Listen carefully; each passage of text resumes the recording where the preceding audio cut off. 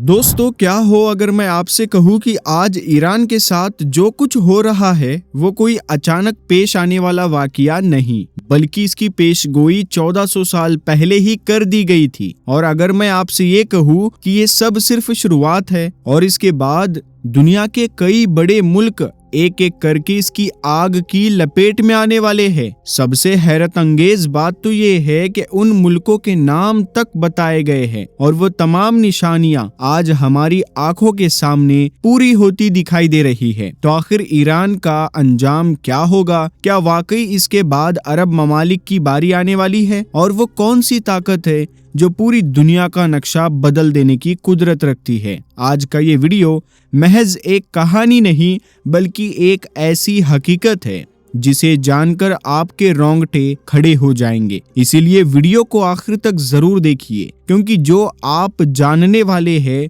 वो हर मुसलमान के लिए जानना बेहद जरूरी है। दोस्तों, सबसे बड़ा सवाल यही है कि आखिर ईरान का अंजाम क्या होने वाला है। किताबुल फितन में ईरान के बारे में एक ऐसी पेशगोई बयान की गई थी जिसे आज लोग अपनी आंखों से सच होता देख रहे हैं। आखिर ईरान के साथ क्या होने वाला है, उसे किस तरह तबाह किया जाएगा और उसके बाद अगला नंबर किन मुल्कों का आएगा। हैरत की बात यह है कि आज से 1400 साल पहले उन मुल्कों की निशानियां तक बयान कर दी गई थी। यहाँ तक कि उनके बारे में ऐसी बातें बताई गई जिन्हें सुनकर इंसान दंग रह जाए। जरा सोचिए, वो दौर जब ना इंटरनेट था, ना सैटेलाइट, ना मॉडर्न टेक्नोलॉजी, ना आज जैसे हथियार। उस वक्त नबी करीम सल्लल्लाहु अलैहि वसल्लम ने अपनी उम्मत को ऐसी खबरें दी जो आज एक एक करके पूरी होती हुई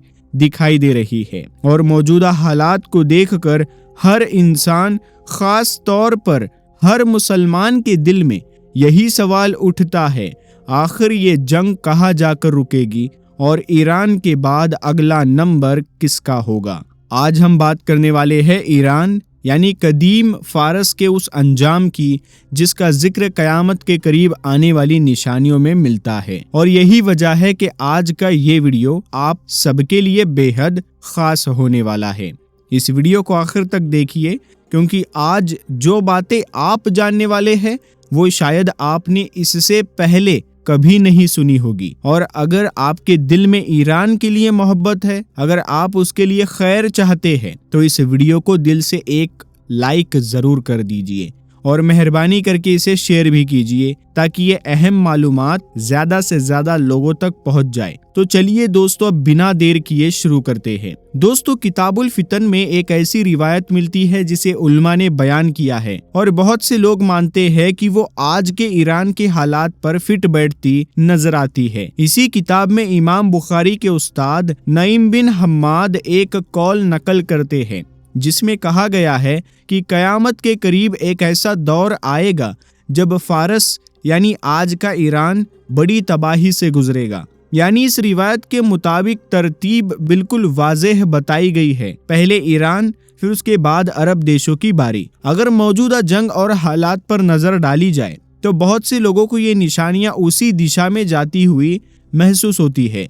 रिवायत में ये भी बयान किया गया है कि ईरान का मगरिबी और जुनूबी हिस्सा यानी फारस का बड़ा इलाका सख्त तबाही का शिकार होगा, जबकि उसका मशरिकी हिस्सा यानी खुरासान महफूज रहेगा। और दोस्तों, यही वो खुरासान है जिसके बारे में मशहूर है कि वहीं से काले झंडों वाली फौज निकलेगी जो इमाम मेहदी का साथ देने के लिए मक्का की तरफ रवाना होगी। दोस्तों, अगर आपने तारीख पढ़ी हो तो आप जानते होंगे कि ईरान उन चंद मुल्कों में से है जिसे मुकम्मल तौर पर फतह करना हमेशा बेहद मुश्किल रहा है। तारीख गवाह है कि कई ताकतों ने सरजमीन को जीतने की कोशिश की, लेकिन बहुत कम ऐसी रही जो इसे पूरी तरह अपने कब्जे में ले सकी। अब सवाल ये उठता है कि आखिर ईरान में ऐसी क्या बात है, ऐसी कौन सी ताकत है इस खित्ते में कि बड़ी बड़ी फौजें यहाँ आकर कमजोर पड़ जाती है। अगर ईरान के जुग्राफिये को एक जुमले में बयान किया जाए तो यूं कहा जा सकता है कि ये मुल्क एक ऐसा कुदरती किला है जिसकी हिफाजत खुद जमीन और पहाड़ करते हैं। इस मुल्क को चारों तरफ से बुलंद पहाड़ों ने घेरा हुआ है اور جہاں پہاڑ نہیں وہاں تپتے ہوئے صحرا ہے جو دشمن کی پیش قدمی کو بے حد مشکل بنا دیتے ہیں۔ اگر آپ نقشے پر ایران کو دیکھیں تو آپ کو سمجھ آ جائے گا کہ آج تک امریکہ جیسی طاقت بھی یہاں اپنی فوج آسانی سے کیوں نہیں اتار پائی۔ ایران کو یوں ہی دنیا کے مضبوط قلعوں میں شامل نہیں کیا جاتا۔ قدرت نے اسے ایسی لوکیشن دی ہے کہ ہر طرف سے اس کی پراکرتک حفاظت ہوتی ہے۔ اس کے زیادہ تر بڑے شہر جیسے تہران، اصفہان، مشہد سرحدوں پر نہیں بلکہ ملک کے اندرونی حصوں میں بسے ہوئے ہیں۔ یعنی جو بھی دشمن اس ملک میں داخل ہوتا ہے اسے پہلے پہاڑی راستوں، پتھریلے علاقوں اور سوکھے صحراؤں سے گزرنا پڑتا ہے، اور ان راستوں سے گزرتے گزرتے اس کی حالت پہلے ہی خراب ہو جاتی ہے۔ جب تک دشمن بڑے شہروں تک پہنچتا ہے وہ تھک چکا ہوتا ہے، ٹوٹ چکا ہوتا ہے، اور یہی سب سے بڑی وجہ ہے کہ بڑی بڑی طاقتیں بھی ایران پر زمینی حملہ کرنے سے پہلے 100 بار سوچتی ہے۔ یہاں تک کہ امریکہ بھی سرزمین پر اپنی فوج اتارنے سے گھبراتا ہے۔ ایران کی سب سے بڑی طاقت اس وقت صرف اس کی فوج یا ہتھیار نہیں بلکہ اسٹریٹ آف ہارموز ہے۔ یہ وہ بے حد اہم سمندری راستہ ہے جہاں سے دنیا کے تقریباً 20 سے 25% تیل کی سپلائی گزرتی ہے۔ ذرا سوچئے، اگر یہ راستہ مکمل طور پر بند کر دیا جائے تو صرف ایک ملک نہیں بلکہ پوری دنیا کی اکانومی ہل سکتی ہے، تیل کی قیمتیں آسمان چھو سکتی ہے، بازار ٹھپ پڑ سکتے ہیں اور کئی ملکوں کی سپلائی چین رک سکتی ہے۔ یہی وجہ ہے کہ اسٹریٹ آف ہارموز کو ایران کی سب سے بڑی اسٹریٹجک طاقت مانا جاتا ہے، اور یہی وہ چیز ہے جس میں امریکہ جیسی طاقتیں بھی احتیاط برتتی ہے۔ لیکن جو عرب ممالک آج یہ سمجھ رہے ہیں کہ یہ آگ ان سے دور رہے گی، انہیں یہ غلط فہمی نہیں پالنی چاہیے۔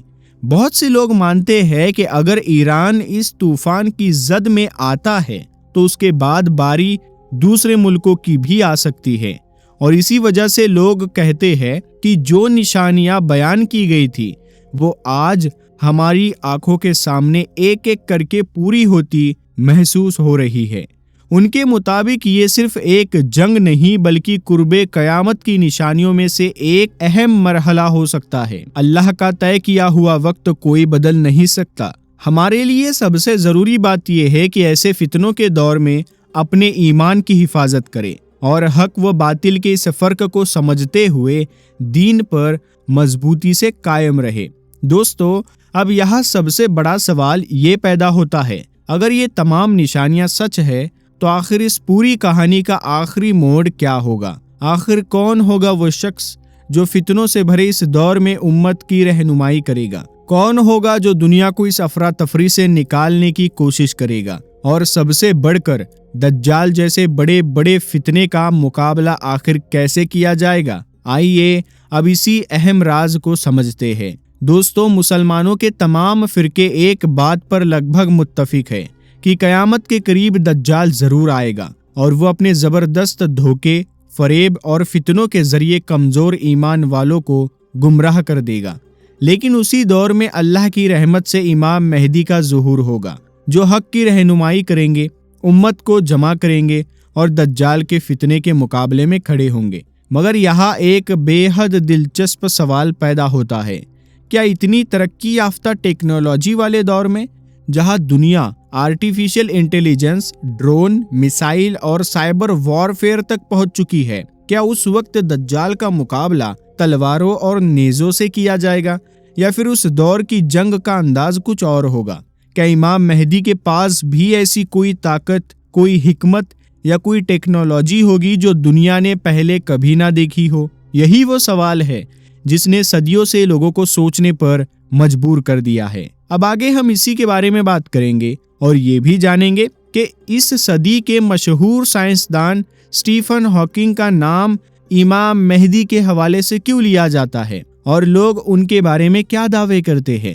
دوستو، اگر حدیث کی کتابوں کا غور سے مطالعہ کیا جائے تو ان میں یہ بیان ملتا ہے کہ امام مہدی اس وقت ظہور کریں گے جب دنیا ظلم، ناانصافی اور فساد سے بھر چکی ہوگی، یعنی ایسا دور جب حق دب چکا ہوگا، ظلم عام ہو چکا ہوگا اور انصاف لوگوں کے لیے ایک خواب بن چکا ہوگا۔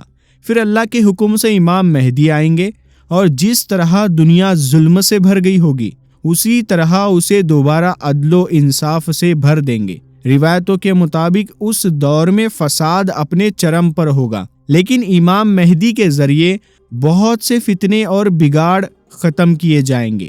ان کے زمانے میں لوگوں کے درمیان محبت ہوگی، بھائی چارہ ہوگا اور امت میں ویسی یونٹی پیدا ہوگی جیسی صحابہ کرام کے دور کی مثالوں میں بیان کی جاتی ہے۔ مسلمان آپس میں بھائیوں کی طرح رہیں گے اور ان کے دور کی خلافت بہت وسیع ہوگی۔ کئی روایتوں میں آتا ہے کہ ان کی حکومت پوری دنیا پر اثر انداز ہوگی اور ان کی خلافت کی مدت 6 سے 9 سال تک بتائی گئی ہے۔ حدیث کے مطابق امام مہدی جب تشریف لائیں گے تو وہ اسلام میں کوئی نیا دین، کوئی نئی شریعت یا کوئی نئی چیز لے کر نہیں آئیں گے، کیونکہ ہمارا دین تو پہلے ہی مکمل کیا جا چکا ہے۔ ان کی آمد کا مقصد دین میں اضافہ کرنا نہیں ہوگا، بلکہ مسلمانوں پر آنے والی مشکلات کو دور کرنا، فتنوں کا مقابلہ کرنا اور زمین پر دوبارہ عدل و انصاف کا نظام قائم کرنا ہوگا۔ حضرت علی رضی اللہ تعالیٰ عنہ سے روایت ہے کہ رسول اللہ صلی اللہ علیہ وآلہ وسلم نے فرمایا، اگر دنیا کا صرف ایک دن بھی باقی رہ جائے تو اللہ میرے اہل بیت میں سے ایک شخص کو ضرور بھیجے گا جو زمین کو انصاف سے بھر دے گا، جس طرح اس سے پہلے وہ ظلم سے بھر چکی ہوگی۔ علماء بیان کرتے ہیں کہ امام مہدی کے دور میں لوگوں کو بڑی راحت حاصل ہوگی۔ وہ دور پریشانیوں کے کم ہونے، فتنوں کے دبنے اور انصاف کے پھیلنے کا دور ہوگا۔ مولانا مودودی نے بھی اپنی تحریروں میں اس طرف اشارہ کیا ہے کہ بہت سے لوگ امام مہدی کو صرف ایک روحانی یا پارمپرک شخصیت کے طور پر سوچتے ہیں، لیکن حقیقت شاید اس سے کہیں بڑھ کر ہو۔ ان کے مطابق آنے والا یہ لیڈر اپنے دور کا بے حد سمجھدار، دور اندیش، بصیرت والا اور غیر معمولی قیادت رکھنے والا انسان ہوگا۔ ایسا رہنما جو اپنے زمانے کے حالات کو سب سے بہتر سمجھے گا، سیاست کو بھی جانے گا، قیادت بھی کرے گا اور اپنے فیصلوں، حکمت اور قابلیت کے دم پر دنیا پر گہرا اثر چھوڑے گا۔ ایک روایت میں یہ بھی ذکر ملتا ہے کہ امام مہدی 7 جھنڈوں والے لوگوں سے ملاقات کریں گے۔ کچھ علماء اور تجزیہ کرنے والے لوگ اس کی تفسیر اپنے اپنے انداز سے کرتے ہیں اور کچھ اسے بڑے طاقتور گٹوں یا ملکوں کی طرف اشارہ مانتے ہیں۔ کچھ لوگوں کی رائے یہ ہے کہ اس سے مراد آج کے بڑے پশ্چمی طاقتور ملک ہو سکتے ہیں، مگر یہ تفسیر ہے، کوئی قطعی حقیقت نہیں۔ ان کے مطابق اس دور میں امام مہدی کی قیادت اتنی مضبوط، ان کی حکمت اتنی گہری اور ان کا اثر اتنا وسیع ہوگا کہ اسلام کے دشمن ان کے مقابلے میں کمزور پڑتے چلے جائیں گے۔ جو لوگ حق کے خلاف ہوں گے، جو فریب، ظلم اور فساد کے سہارے دنیا چلانا چاہیں گے، ان کے لیے امام مہدی کا دور بے حد سخت ثابت ہوگا۔ روایتوں کے مطابق انہیں علم بھی عطا کیا جائے گا، حکمت بھی اور ایسی قیادت بھی جو لوگوں کو حیرت میں ڈال دے۔ وہ ہر ظالم، ہر فسادی اور ہر دھوکے باز کے خلاف ڈٹ کر کھڑے ہوں گے اور انصاف کے قیام میں کسی سے رعایت نہیں کریں گے۔ لیکن جیسا ہمیشہ ہوتا آیا ہے، جب حق اور باطل سامنے آتے ہیں تو کچھ لوگ ایسے بھی ہوتے ہیں جو آخری وقت پر پیچھے ہٹ جاتے ہیں۔ اسی طرح بیان کیا جاتا ہے کہ اس دور میں کچھ منافق لوگ بھی امام مہدی کا ساتھ چھوڑ دیں گے، ٹھیک اسی طرح جیسے اتہاس میں کئی بار حق کے ساتھ کھڑے ہونے کا دعویٰ کرنے والے لوگ مشکل وقت میں پیچھے ہٹ گئے تھے۔ لہٰذا بیان کیا جاتا ہے کہ امام مہدی کے ساتھ بے وفائی اور امتحان کا سلسلہ چلتا رہے گا، یہاں تک کہ آخر کار حضرت عیسیٰ علیہ السلام کے نزول کا وقت قریب آ جائے گا۔ روایتوں کے مطابق اس دور میں حضرت عیسیٰ علیہ السلام آسمان سے نازل ہوں گے اور امام مہدی کے ساتھ شامل ہو کر حق کی تائید کریں گے۔ پھر حق اور باطل کا سب سے بڑا مقابلہ ہوگا اور ظالم طاقتوں کا خاتمہ شروع ہوگا۔ کچھ نقل کی گئی کتابوں اور تفسیروں میں ایسے بیانات بھی ملتے ہیں جنہیں کچھ لوگ آدھونک جنگی ٹیکنالوجی کی طرف اشارہ مانتے ہیں۔ مثلاً عرب کے قریب ایک شہر میں ایسی ہلاکت کا ذکر ملتا ہے جس میں پرندوں جیسے پر رکھنے والی چیزوں سے تباہی آئے گی۔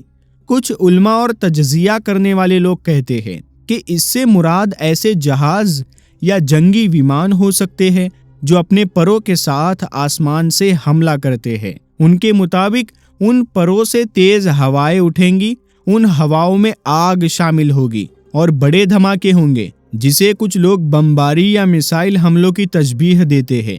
پھر بیان کیا جاتا ہے کہ اس تباہی کے بعد حالات اتنے دردناک ہوں گے کہ عورتیں اپنی عزت لوٹنے پر اور مردوں کی موت پر روتی نظر آئے گی، یعنی وہ منظر اتنا خوفناک ہوگا کہ انسانیت کانپ اٹھے گی۔ اور امام مہدی کے دور کے حوالے سے کچھ روایتوں اور بیانات میں ایسے منظرات کا بھی ذکر ملتا ہے جن کی تفسیر لوگ اپنے اپنے انداز میں کرتے ہیں۔ کچھ کتابوں میں ایک بیان نقل کیا جاتا ہے کہ اللہ رومی یا عیسائی طاقتوں پر ایسے پرندے مسلط کرے گا جو ان پر حملہ کریں گے، ان کے چہروں کو نشانہ بنائیں گے، زمین کو ہلا دیں گے اور ان کی آواز اتنی خوفناک ہوگی کہ دھرتی تک کانپ اٹھے گی۔ روایت میں یہ بھی آتا ہے کہ اس ہلچل اور تباہی کے بعد دشمن گہرے گڈھوں یا تباہ شدہ زمین میں پھنس جائیں گے۔ اب دوستو، بہت سے لوگ جب ان بیانات کو آج کے دور کے حساب سے دیکھتے ہیں تو ان کا کہنا ہوتا ہے کہ شاید یہ کسی ایسی جنگی ٹیکنالوجی کی طرف اشارہ ہو جو اس زمانے کے لوگوں کے لیے بیان کرنے کا یہی انداز ممکن تھا۔ ان کے مطابق یہ پرندے آج کے لڑاکو جہاز، ڈرون یا جنگی ایئر کرافٹ کی طرح ہو سکتے ہیں، جو آسمان سے آتے ہیں، بھیانک آواز پیدا کرتے ہیں، میزائلیں گراتے ہیں اور دھماکوں سے زمین تک ہلا دیتے ہیں۔ یعنی کچھ لوگوں کی رائے میں یہ بیانات آدھونک ہتھیاروں اور جنگی ٹیکنالوجی سے کافی ملتے جلتے نظر آتے ہیں۔ بے شک اس کا اصل مطلب اللہ ہی بہتر جانتا ہے، لیکن اتنا طے ہے کہ بہت سے لوگ ان روایتوں کو آج کے دور کی ٹیکنالوجی کے ساتھ جوڑ کر سمجھنے کی کوشش کرتے ہیں۔ ایک اور روایت میں 3 طرح کی آگ کا ذکر ملتا ہے اور کچھ لوگ ان بیانات کو آج کے جنگی ہتھیاروں کے ساتھ جوڑ کر سمجھنے کی کوشش کرتے ہیں۔ اس میں ایسی آگ کا بیان ملتا ہے جو الگ الگ قسم کی ہوگی۔ ایک ایسی جو تارکول جیسی چپکنے والی اور جلانے والی ہو، دوسری ایسی جس میں تیزاب یا گندھک جیسی جلن پیدا کرنے والی چیز ہو، اور تیسری ایسی جو تیل یا ایندھن کے سہارے بھڑکتی ہو۔ ان کے اثر کے بارے میں بیان کیا جاتا ہے کہ لوگ بری طرح جھلس جائیں گے، چمڑی تک اتر جائے گی، بال جھڑ جائیں گے اور بڑی آبادیاں تباہی کا شکار ہوں گی۔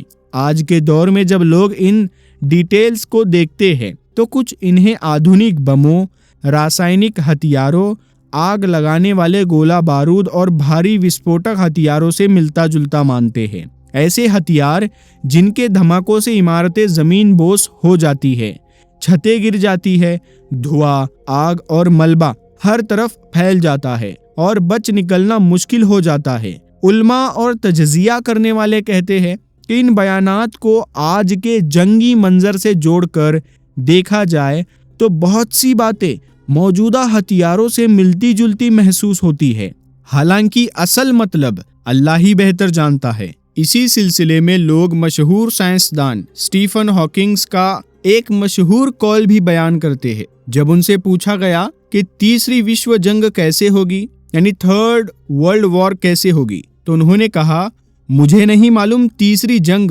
کن ہتھیاروں سے لڑی جائے گی، لیکن چوتھی جنگ لاٹھیوں اور پتھروں سے لڑی جائے گی۔ ان کی اس بات کا مطلب یہ سمجھا جاتا ہے کہ اگر تیسری جنگ ہوئی تو وہ اتنی تباہ کن ہوگی کہ دنیا کی ٹیکنالوجی، انفراسٹرکچر اور ترقی سب مٹ سکتی ہے اور انسان دوبارہ ایسے دور میں پہنچ سکتا ہے جہاں اسے بنیادی اور سادھارن ہتھیاروں پر لوٹنا پڑے۔ یعنی کچھ لوگ مانتے ہیں کہ آنے والی جنگ صرف سرحدوں کو نہیں بدلے گی، بلکہ پوری دنیا کے نظام، تہذیب اور ترقی کو پیچھے دھکیل سکتی ہے۔ دوستو، اب ذرا غور کیجئے اگر یہ تمام علامات اور اشارے آج کی ٹیکنالوجی سے اتنے ملتے جلتے نظر آتے ہیں تو کیا یہ صرف اتفاق ہے یا پھر واقعی ہم اسی دور کے قریب پہنچ رہے ہیں جس کا وعدہ صدیوں پہلے کیا گیا تھا؟ یہ سوال انسان کو اندر تک ہلا دیتا ہے، کیونکہ جب انسان موجودہ حالات کو ان روایتوں کے ساتھ جوڑ کر دیکھتا ہے تو بہت سی باتیں حیرت انگیز طور پر ایک دوسرے سے ملتی ہوئی محسوس ہوتی ہے۔ اور اب اسی سلسلے کو آگے بڑھاتے ہوئے آئیے بات کرتے ہیں قیامت کی ان بڑی نشانیوں کی جن کی خبر ہمارے پیارے نبی صلی اللہ علیہ وآلہ وسلم نے ہمیں پہلے ہی دے دی تھی۔ دوستو، قیامت کی بڑی نشانیاں وہ ہوگی جو آخری دور میں ایک کے بعد ایک ظاہر ہوں گی اور جن کے بعد دنیا اپنے انتم مرحلے کی طرف بڑھے گی۔ ان بڑی نشانیوں میں سب سے اہم بتایا گیا ہے امام مہدی کا ظہور، یعنی ایک ایسے رہنما کا آنا جو دنیا کو انصاف سے بھر دے گا، دجال کا نکلنا، یعنی سب سے بڑے فتنے کا ظاہر ہونا جو لوگوں کو دھوکے اور فریب سے گمراہ کرے گا، حضرت عیسیٰ علیہ السلام کا آسمان سے اترنا جو حق اور لوگوں کی مدد کے لیے نازل ہوں گے، یاجوج ماجوج کا نکلنا، ایک ایسی قوم جس کا ذکر قرآن اور حدیث دونوں میں آتا ہے اور جو زمین میں بڑا فساد پھیلائے گی، اور پھر دابۃ الارض نام کا ایک جانور نکلنا، یعنی ایک عجیب اور غیر معمولی مخلوق کا ظاہر ہونا جو لوگوں کے لیے ایک بڑی نشانی ہوگی۔ یہ وہ نشانیاں ہیں جن کا ذکر سن کر ہر مومن کا دل کانپ اٹھتا ہے، کیونکہ یہ معمولی واقعات نہیں بلکہ آخری دور کی سب سے بڑی علامت ہے۔ دوستو، قیامت کی بڑی نشانیوں میں سب سے پہلی بڑی نشانی جس کا اکثر ذکر کیا جاتا ہے وہ ہے امام مہدی کا ظہور۔ مہدی لفظ کا لغوی مطلب ہوتا ہے ہدایت پایا ہوا، یعنی صحیح راہ پر چلنے والا۔ اگر صرف اس مطلب کو دیکھا جائے تو ہر سچے اور نیک مسلمان کو ایک معنی میں مہدی کہا جا سکتا ہے، لیکن حدیث میں جس امام مہدی کا ذکر آیا ہے وہ کوئی عام شخص نہیں ہوں گے بلکہ ایک خاص ہستی ہوگی جن کے بارے میں آخری زمانے کے لیے خبر دی گئی ہے۔ روایتوں میں ان کی کئی نشانیاں بیان کی گئی ہے۔ کہا جاتا ہے کہ وہ حضرت فاطمہ رضی اللہ تعالی عنہا کی اولاد میں سے ہوں گے، یعنی اہل بیت سے ان کا تعلق ہوگا۔ ان کا نام محمد ہوگا اور ان کے والد کا نام عبداللہ بتایا گیا ہے۔ ان کی سیرت، ان کا اخلاق، ان کا انداز کئی معاملوں میں رسول اللہ صلی اللہ علیہ وآلہ وسلم کی سیرت سے ملتا جلتا ہوگا۔ بیان کیا جاتا ہے کہ ان کا تعلق مدینہ سے ہوگا لیکن ان کا ظہور مکہ میں ہوگا، پھر شام اور عراق کے نیک لوگ، اولیاء اور ابدال ان کے ہاتھ پر بیعت کریں گے اور انہیں امت کی قیادت سونپیں گے۔ کچھ روایتوں میں یہ بھی آتا ہے کہ خانہ کعبہ کے قریب موجود خزانے یا مال کو نکال کر وہ مسلمانوں میں تقسیم کریں گے۔ ان کی حکومت پہلے عرب پر قائم ہوگی اور پھر اس کا اثر پوری دنیا تک پھیلے گا۔ وہ زمین کو عدل و انصاف سے بھر دیں گے، ٹھیک اسی طرح جیسے اس سے پہلے وہ ظلم اور ستم سے بھر چکی ہوگی۔ اور سب سے اہم بات، ان کی حکومت کسی نئے نظام پر نہیں بلکہ رسول اللہ صلی اللہ علیہ وآلہ وسلم کی شریعت کے مطابق ہوگی۔ امام مہدی کے دور میں ہی دجال کا فتنہ ظاہر ہوگا اور اسی زمانے میں حضرت عیسیٰ علیہ السلام کے نزول کا بھی ذکر ملتا ہے۔ روایتوں کے مطابق حضرت عیسیٰ علیہ السلام دمشق کی جامع مسجد کے ایک مینار کے پاس نازل ہوں گے اور امام مہدی کے پیچھے نماز ادا کریں گے، جو اس بات کی نشانی ہوگی کہ وہ نئی شریعت لے کر نہیں آئیں گے بلکہ اسی دین کی تائید کریں گے جو رسول اللہ صلی اللہ علیہ وآلہ وسلم لے کر آئے۔ اسی دور میں امام مہدی کے قسطنطنیہ کی فتح سے جڑے بیانات بھی ملتے ہیں۔ اب بات کرتے ہیں قیامت کی دوسری بڑی نشانی، دجال کے نکلنے کی۔ دجال کا ذکر اتنی بڑی تعداد میں احادیث میں آیا ہے کہ علماء اسے متواتر معانی میں بیان کرتے ہیں، یعنی ایسی روایتیں جن کا انکار کرنا آسان نہیں۔ لغت کے اعتبار سے دجال اس شخص کو کہا جا سکتا ہے جو بہت بڑا جھوٹا، فریبی اور دھوکے باز ہو، لیکن حدیث میں جس دجال کا ذکر ہے وہ کوئی عام جھوٹا انسان نہیں بلکہ ایک خاص فتنہ ہوگا، ایک خاص شخص ہوگا جس کی کئی نشانیاں بیان کی گئی ہے۔ روایتوں کے مطابق وہ یہودیوں میں سے ہوگا اور اس کا لقب مسیح ہوگا۔ اس کی سب سے مشہور نشانی یہ بتائی گئی ہے کہ وہ کانا ہوگا۔ اس کی ایک آنکھ خراب یا ابھری ہوئی ہوگی، اور دوسری روایتوں میں اس کی شکل و صورت کی اور بھی تفصیل آتی ہے۔ اس کی پیشانی یا آنکھوں کے درمیان کاف فے را یعنی کافر لکھا ہوگا، جسے ہر مومن پہچان لے گا، چاہے پڑھا لکھا ہو یا نہ ہو۔ کہا جاتا ہے کہ وہ سیریا اور عراق کے درمیانی علاقے سے ظاہر ہوگا۔ پہلے نبوت کا دعویٰ کرے گا، پھر خدائی کا دعویٰ کرے گا اور زمین میں فتنہ و فساد پھیلائے گا۔ اس کے ساتھ ایسے کرشمہ نما عمل ظاہر ہوں گے جو لوگوں کے لیے بہت بڑا امتحان ہوں گے۔ بارش کا آنا، زمین کا اگنا، دولت کا بہنا اور دوسری حیرت انگیز چیزیں، لیکن یہ سب اس کی اپنی طاقت نہیں ہوگی، بلکہ اللہ کی طرف سے لوگوں کی آزمائش کے لیے اسے مہلت دی جائے گی۔ روایتوں میں آتا ہے کہ وہ ایک شخص کو قتل کر کے لوگوں کے سامنے زندہ کرنے جیسا منظر دکھائے گا، لیکن پھر دوبارہ اس پر قدرت حاصل نہیں کر سکے گا، اور یہی بات اس کے جھوٹے ہونے کی سب سے بڑی دلیل بنے گی، کیونکہ جو خود دوبارہ موت اور زندگی پر مکمل قدرت نہ رکھتا ہو وہ خدا کیسے ہو سکتا ہے؟ یعنی اس کے ہاتھ پر جو کچھ ظاہر ہوگا وہ اس کی خود کی طاقت نہیں ہوگی، بلکہ اللہ کی طرف سے انسانوں کے امتحان کے لیے ایک آزمائش ہوگی۔ امام مہدی کے ظہور کے بعد روایتوں کے مطابق ایک اہم مرحلہ یہ آئے گا کہ وہ قسطنطنیہ کی فتح کے بعد واپس شام کی طرف لوٹیں گے اور دمشق میں ٹھہر کر مسلمانوں کے انتظام، امت کی رہنمائی اور حالات کی اصلاح میں مشغول ہوں گے۔ اسی دوران دجال کا فتنہ اپنے عروج پر پہنچ جائے گا۔ وہ اپنے لشکر کے ساتھ زمین میں فساد پھیلاتا پھرے گا، شہروں سے گزرے گا، لوگوں کو دھوکے میں ڈالے گا اور اپنی جھوٹی طاقتوں سے انہیں گمراہ کرے گا۔ روایتوں کے مطابق پھر وہ یمن کی طرف سے ہو کر مکہ مکرمہ کا رخ کرے گا، لیکن مکہ اور مدینہ دونوں حرمین شریفین پر فرشتوں کا پہرا ہوگا۔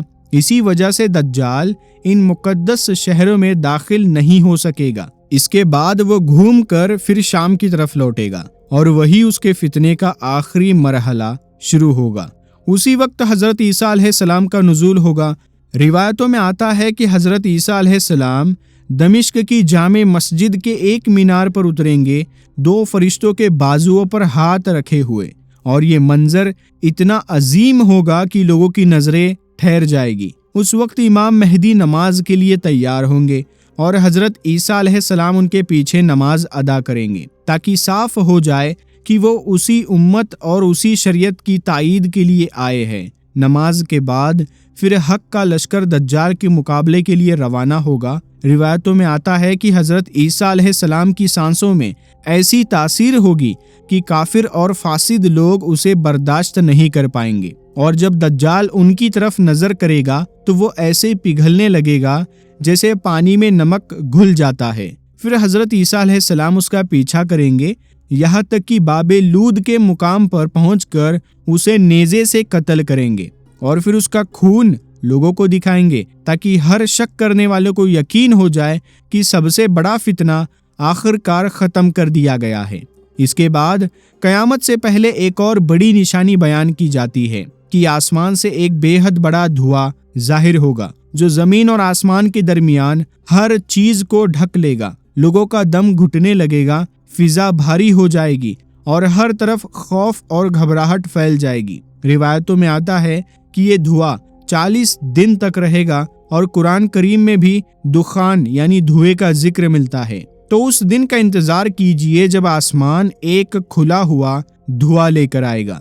پھر آخری مرحلہ آئے گا جب قیامت برپا ہوگی۔ بیان کیا جاتا ہے کہ لوگ اپنے روزمرہ کے کاموں میں مشغول ہوں گے، دنیا اپنی رفتار سے چل رہی ہوگی، اور اچانک حضرت اسرافیل علیہ السلام سور پھونکیں گے۔ اس ایک آواز کے ساتھ ہی دنیا کا پورا نظام تہس نہس ہو جائے گا، پہاڑ اڑ جائیں گے، زمین پھٹ جائے گی، سمندر ابل پڑیں گے اور تمام جاندار ہلاک ہو جائیں گے۔ پھر ایک عرصے بعد دوبارہ سور پھونکا جائے گا اور تمام انسان دوبارہ زندہ کر دیے جائیں گے۔ سب کے سب میدان حشر میں جمع ہوں گے، پہلے والے بھی آخری والے بھی۔